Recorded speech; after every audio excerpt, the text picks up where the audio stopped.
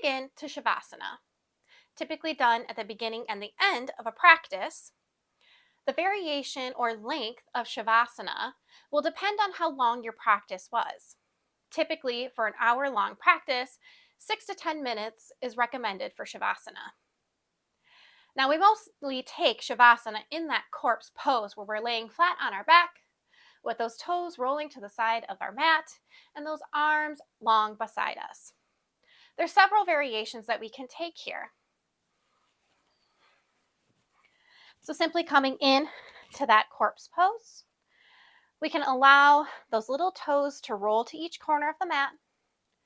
Those arms can lay out long beside us, and we can simply rest here. If we're paying attention to our lower back, this may not be comfortable as this may create compression on that lower lumbar spine. To release that compression, we can bring the soles of the feet wide on the mat and then let those knees come together in the center. We can also bolster under those knees as an option here. Another option, if we want that gentle hip opener, is to step those feet together, bring the soles together, and then let those knees melt down towards the mat in a reclined butterfly.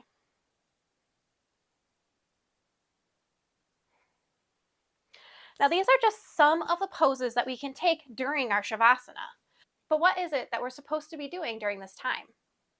A lot of the times we drift off on our mat and let that mind soften to the point of almost going to sleep.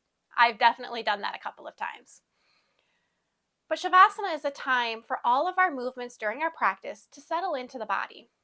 It gives our body time to catch up with all the movements and the breaths we just took. It's also a time for us to notice the new energy flows within the body.